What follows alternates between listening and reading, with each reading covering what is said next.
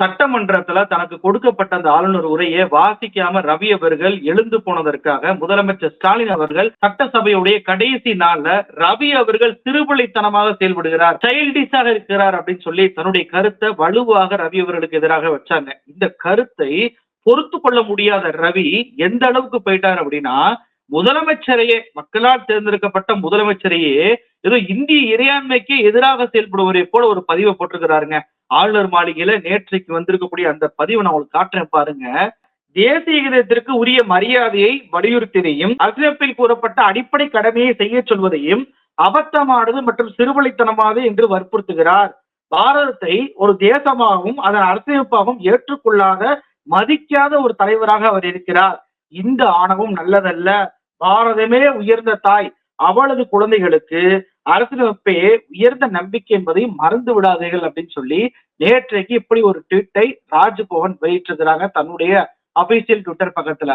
அதாவது இவர் என்ன சொல்றாரு, இவர் தேசிய கீதத்தை வலியுறுத்தினாராம், அரசியலமைப்பு சட்ட கடமையை செய்ய சொன்னாராம், அதை ஒரு சிறுவலைத்தனமானதுன்னு சொல்லி முதலமைச்சர் சொல்லிட்டாங்களாம். இந்த முதல் வரி எவ்வளவு பெரிய பொய்யா இருக்கு பாருங்க. முதலமைச்சர் எதற்காக சிறுவலைத்தனமானது சொன்னாரு? இவருக்கு கொடுக்கப்பட்ட அந்த உரையை வாசிக்காமல் ஓடியதற்காக தான் சிறுவலைத்தனமா ஓடிட்டாருன்னு சொன்னாரே தவிர, தேசிய கீதத்தை பாட சொன்னதற்காக சிறுவலைத்தனம் சொன்னாரா? அப்ப இதுவே எவ்வளவு பெரிய மிகப்பெரிய பொய்யா இருக்கு பாருங்க.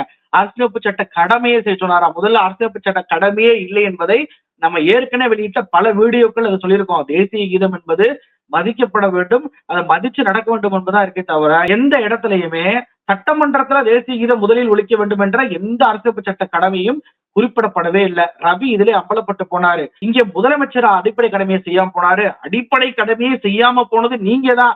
ஆர்டிகிள் 176 உங்களுடைய அடிப்படை கடமையாக என்ன சொல்லுது? ஆளுநர் உரையை, அதாவது முதலமைச்சரும் அவருடைய அமைச்சரவையும் கொடுக்கக்கூடிய அந்த உரையை வாசிட்டு போகணும். அந்த கடமையை நீங்க செய்யல. ஆர்டிகிள் 176 நீங்க மீறி இருக்கிறீங்க. ஆனா நீங்க முதலமைச்சருக்கு பாடம் எடுக்கிறீங்க. அதுக்கப்புறம் என்ன சொல்றாரு? பாரதம் ஒரு தேசமாகவும் அதன் அரசியலமைப்பை ஏற்றுக்கொள்ளாத, மதிக்காத தலைவரா இருக்காராம். என்னங்க பாரதம், அது என்ன பாரதம்? அண்ணா, இந்தியா உங்க வாழ்க்கையில வராதா? இந்தியா அப்படின்ற நாடாக நீங்க ஏற்றுக்கொள்ள மாட்டீங்களா? முதல்ல இதற்கு முன்பு வெளியிட்ட ட்விட்லயுமே பாத்தீங்க அப்படின்னா, கான்ஸ்டியூஷனா பாரத் நாடு எங்க அங்க இருக்கு? பாரத்துக்கு அரசியலமைப்பு சட்டம் எங்க இருக்கு? இந்தியாவுக்கு தான் அரசியலமைப்பு சட்டம் இருக்கு. பாரத்துக்கு அரசியலமைப்பு சட்டம் சொல்லும் போதே உங்களை வலிமையா கண்டிச்சிருந்தாங்கன்னா திரும்ப திரும்ப இந்த நீங்க வார்த்தையை பயன்படுத்த மாட்டீங்க. ஏன் உங்களுக்கு இந்தியான்ற பயன்படுத்துறது உங்களுக்கு என்ன வந்துருச்சு? இங்க இந்தியாவை, நாட்டை ஒரு தேசமாக ஏற்றுக்கொள்ளாதது நீங்க தான், முதலமைச்சர் கிடையாது. அரசியலமைப்பு சட்டத்தை நீங்கள் ஏற்றுக்கொண்டிருந்தா கான்ஸ்டியூஷனா பாரத்ன்ற வார்த்தையை நீங்க பயன்படுத்தி இருப்பீங்களா? இந்தியான்றதை பயன்படுத்தாத இந்த வரி என்பது முழுக்க முழுக்க உங்களுக்கு தான் புரியும். அதுக்கப்புறம் இவர் என்ன சொல்றாரு? பாரதமே உயர்ந்த தாய் அப்படின்னா, இவர் எதற்காக இந்த உயர்ந்த தாய் அப்படின்னு சொல்லிட்டு ஒப்பிடுறாரு தெரியுமா? நாம தமிழ் தாயை கொண்டாடுறதுனாலதான். நீ என்னையா தமிழ் தாயை முதல்ல பாடுற, பாரத தாயோட தேசிய கீதத்தை பின்னாடி பாடுற? பாரத தாய் தான் முதன்மையானது, அதான் உயர்ந்தது, அதை முதல்ல பாடு, அதுக்கப்புறம் தான் மத்ததெல்லாம் அப்படின்ற உணர்த்தக்கூடிய வரியை தான் இவர் இப்படி போட்டிருக்கிறார். ரவி அவர்களே, இங்க தமிழ் தாய் வாழ்த்து தான் முதலில் ஒழிக்கப்படும். உங்களுக்காகலாம் மாற்ற முடியாது மரப. அதற்கு ஆணவம் நீங்க பேர் வச்சீங்கன்னா தாராளமா சொல்லிக்கங்க. இங்க தமிழ் தாய் வாழ்த்து தான் முதலில் ஒழிக்கப்படும். கடைசியா போகும்போது மட்டும்தான் தேசிய கீதம் ஒழிக்கப்படும். நீங்க உங்களுடைய விழாவுல என்ன வேணாலும் பண்ணிக்கீங்க. ஏன்னா உங்களுடைய விழாவுல நேற்றைக்கு கூட பொங்கல் விழான்ற பேர்ல அங்க தேசிய கீதத்தை முதல்ல ஒழிக்க விட்டோம். 2வது தமிழ்த்தாய் வாழ்த்தும் பாட வச்சிருக்கீங்க. இதனால எங்க தமிழ்த்தாய் வாழ்த்துக்கு என்ன பிரச்சனை வரப்போதா? இழிவு வரப்போதா? நாங்க இருக்கக்கூடிய இடங்கள்ல எங்களுக்கு தமிழ்த்தாய் வாழ்த்து முதன்மையானதை நாங்க கருதுறோம். நீங்க எப்படி வேணாலும் போய்க்கீங்க, எங்க கிட்ட திணிக்காதீங்கன்றதான் நாங்க சொல்றது. இவர் பண்ற விஷயங்கள்லாம் பாருங்களேன். முதலமைச்சர் அவர்கள் சட்டசபையில கடைசி நாள் சொன்னது அப்படி 100க்கு 100 பொருந்தி போகுது. தமிழ்நாடு முன்னேறி வருவது இந்த ஆளுநராக இருக்கக்கூடிய ரவி அவர்களால ஜீரணிக்க முடியல அப்படின்னு சொல்லி முதலமைச்சர் அவர்கள் சொன்னது 100க்கு 100 பொருந்தி போதா? நம்மளுடைய மரபு இவர் மாத்திரணுமா? எப்படி இவர் நாகாலாந்தில் ஆளுநரா இருக்கும் போது அங்க தேசிய கீதமே ஒழிக்கப்படல. இவர் சொன்ன மாதிரி கவர்னரா கூடிய எல்லா இடங்கள்லயுமே தேசிய கீதம் தான் முதல்ல ஒழிக்கப்படுது சொன்னதே பொய். நாகாலாந்துல இவர் வந்த பின்புதான் தேசிய கீதம் என்பதே சுதந்திரம் வாங்கினதுல இருந்து இப்பதான் ஒழிக்கப்பட்டுச்சு 2021 பிப்ரவரி மாசம். அதே போல நம்மையும் மாற்ற நினைக்கிறார். மாற்ற முடியாது ரவி அவர்களே. உங்களால என்ன குட்டிக்காரணம் போனாலும் போட்டுக்கோங்க. ஆனா தமிழ்நாட்டில் இருக்கக்கூடிய, தமிழ்நாடு சட்டமன்றத்தில் இருக்கக்கூடிய மரபை எங்களால மாற்ற முடியாது. அப்புறம் இவர் சொல்றாரு அபத்தமானதுன்றாரு முதலமைச்சரை பார்த்து. அபத்தமான வேலையை செய்யக்கூடியது யாருங்க? நீங்களா இந்த முதலமைச்சர் ஸ்டாலினா? நீங்க தான். சமீபத்துல நீங்க பொங்கல் விழான்ற பேர்ல ஒரு கல்லூரிக்கு போயிருந்தீங்க. அது கல்லூரி யாருதுன்னு சொல்லவா?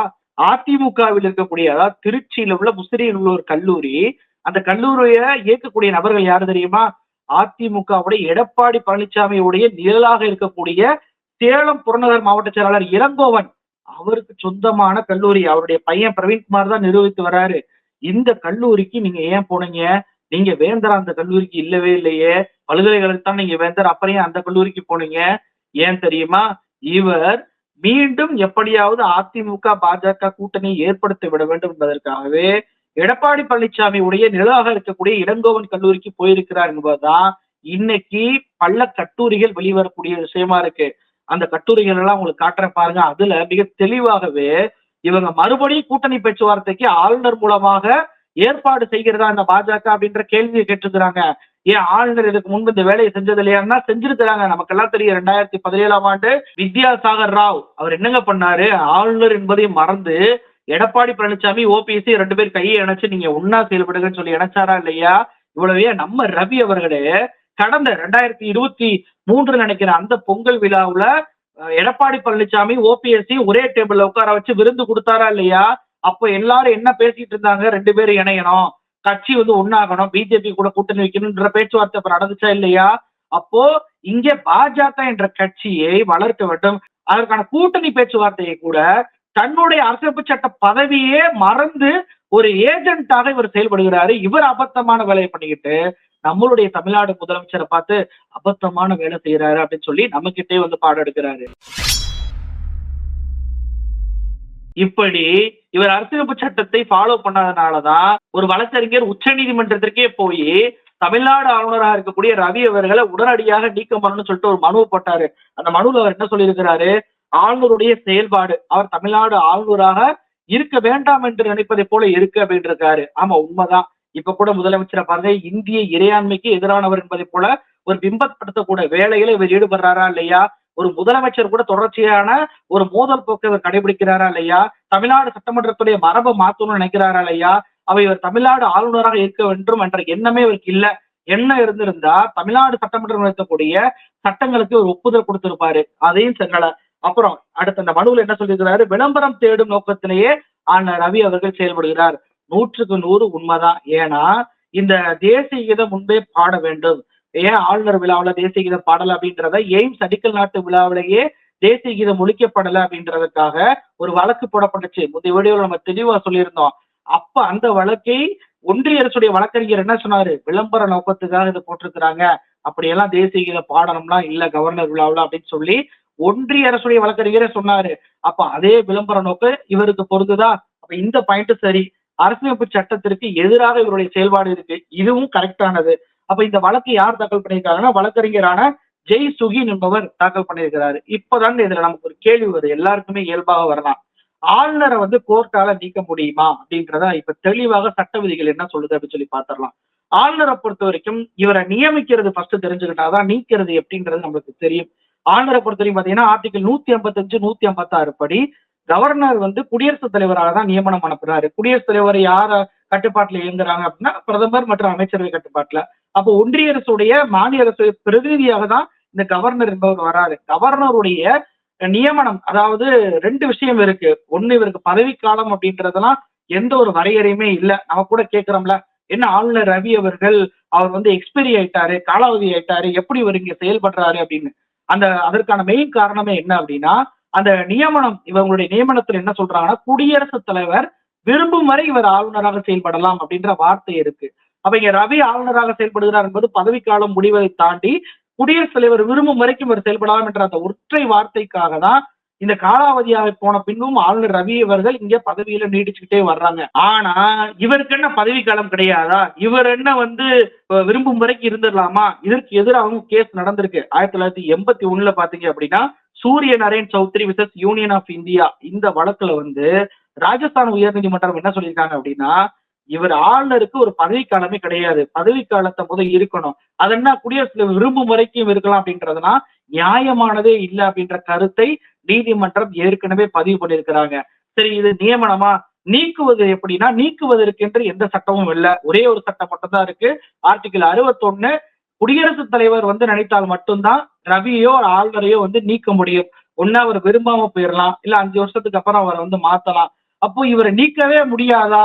ரவியுடைய செயல்பாடை இப்படித்தான் நம்ம சகிச்சுக்கிட்டு போனோமா அப்படின்னு கேட்டா, அதற்கும் வழி இருக்கிறது.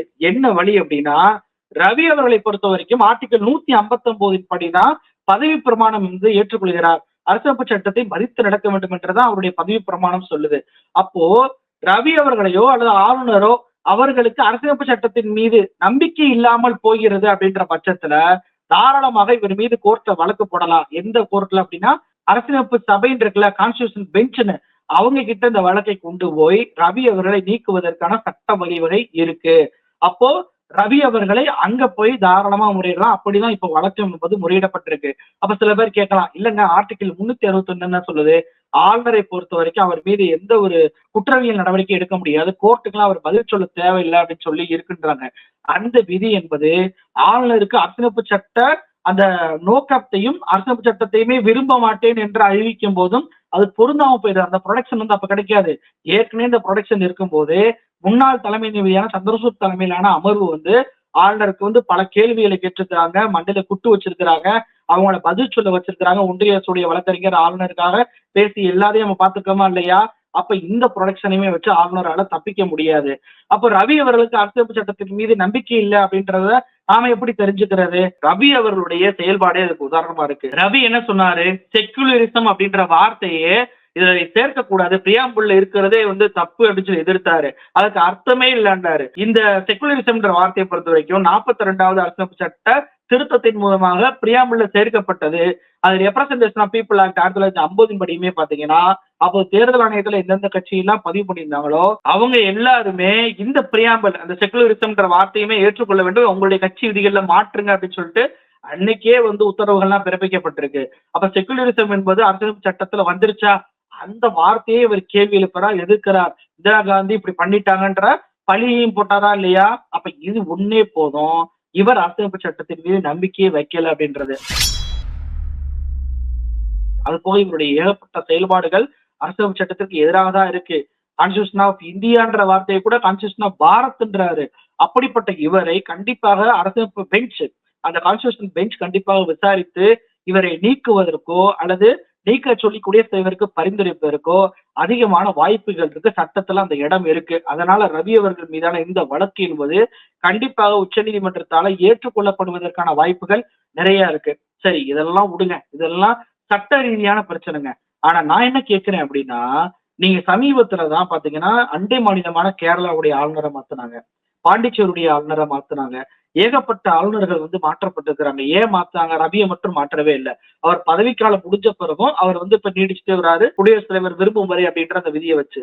அப்ப ஏன் மத்தவங்களுக்கு எல்லாம் மாத்துறாங்க, நமக்கு ஏன் மாத்தல அப்படின்னா, நீங்க கேரளாவே எடுத்துக்கோங்களேன். கேரளாவுல அங்க ஆளுநர் வெளியே போனாவே ஸ்டூடெண்ட்ஸ் வந்து போய் மறிப்பாங்க, காரை போய் தட்டுவாங்க, காரை மறிச்சு போராட்டம் பண்ணுவாங்க.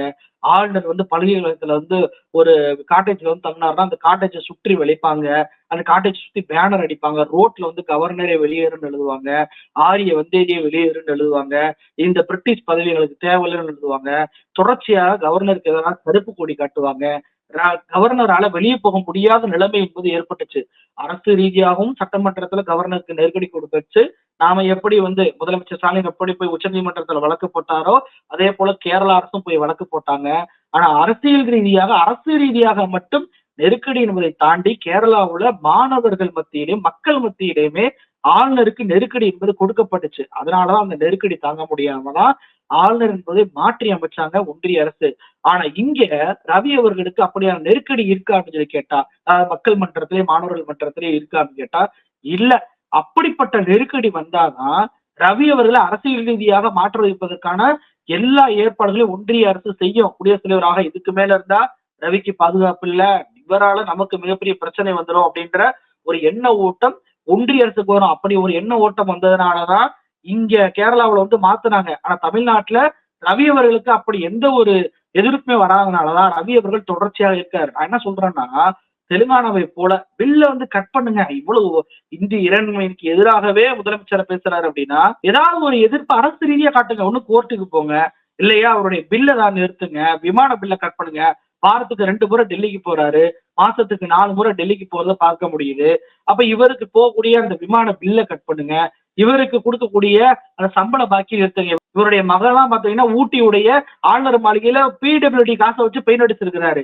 அப்ப இதெல்லாம் எதுக்கு இவருக்கு செய்யணும்? தமிழ்நாடு வளருவதை ஜீரணிக்க முடியல இவரால. தமிழ்நாட்டுடைய முதலமைச்சர், மக்களால் தேர்ந்தெடுக்கப்பட்ட முதலமைச்சரையும் இவர் கேள்விக்குறியாக்குறாரு. இப்படிப்பட்ட நபருக்கு ஏதாவது ஒரு நெருக்கடியை அரசு ரீதியாக கொடுக்கணும். அதே சமயத்துல அரசு ரீதியா கொடுப்பதை மட்டும் தாண்டி மாணவர்கள் மத்தியில், ஏன்னா உங்களுக்கு துணைவேந்தர்கள் நியமிக்கப்படுவதே இல்ல. யுஜிசி வந்து இப்ப மிகப்பெரிய மாறுதல்களை பண்றாங்க. நம்ம தமிழ்நாட்டுடைய மாணவருடைய எதிர்காலமே கேள்விக்குறியாக போகுது. அப்ப இங்க மாணவர்கள் தான் களத்துக்கு வந்தா மட்டும்தான் இது ஒரு மாற்றத்தை ஏற்படுத்த முடியும். கண்டிப்பாக இந்த ரவியுடைய செயல்பாடு தொடர்ச்சியாக இப்படி இருந்துச்சு அப்படின்னா, அமைதியாக இருக்கக்கூடிய தமிழ்நாட்டிலேயும் மிகப்பெரிய போராட்டம் வந்து விடுவோம் என்ற அச்சம் எங்களை போன்றவர்களுக்கு இருக்கு.